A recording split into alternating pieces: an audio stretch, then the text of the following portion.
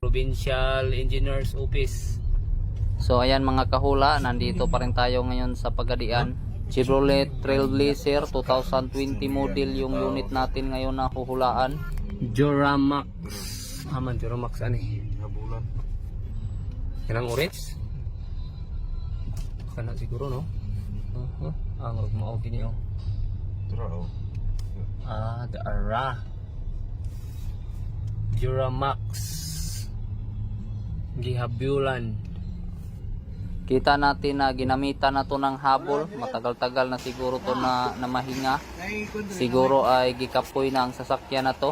Ang problema pala dito ay ayaw umandar. Siyempre may mga sumubok na ring paandar rin to pero hindi pa rin umandar. Kani sir, tuko na ko ani andar na ginero. Ha?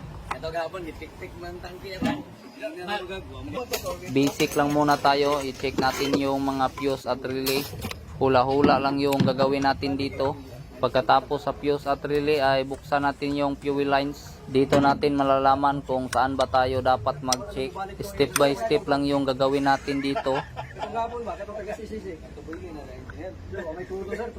I-start ko na ito po. Pag-ana sa iyang scanner, may krudo sir. Ote nindot nga mekaniko pagguba ba? Sige, dito. Okay. Okay na. So ayan, isang start lang at alam na natin kung saan ba dapat yung gagalawin natin dito.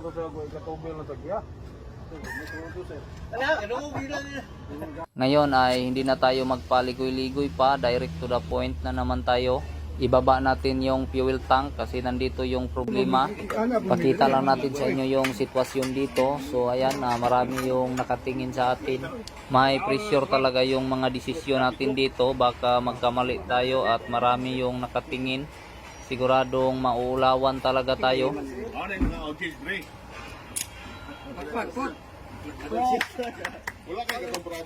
Pero kahit pa marami yung nakatingin sa atin, pag pumalya yung diagnose natin dito, tatakbo lang naman tayo.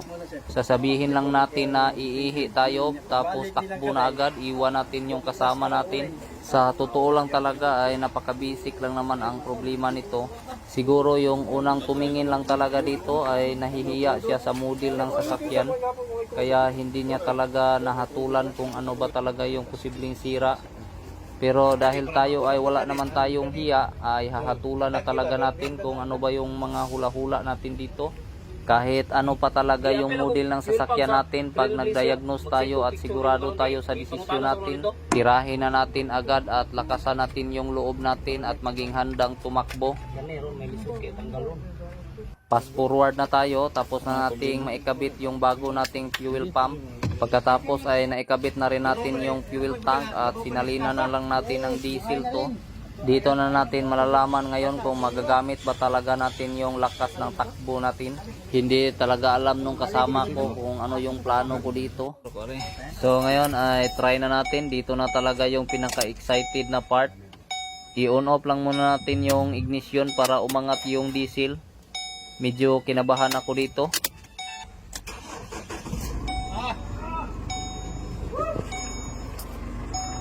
May sumigaw pa nga nung narinig nila na umandar na yung sasakyan. So ayan, ito lang yung dahilan bakit hindi siya umandar.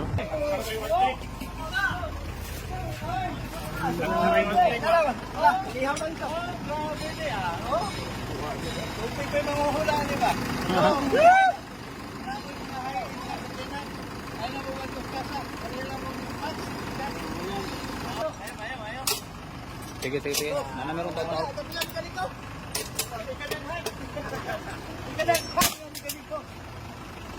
Jer, kuha na itong matrapal, Jer.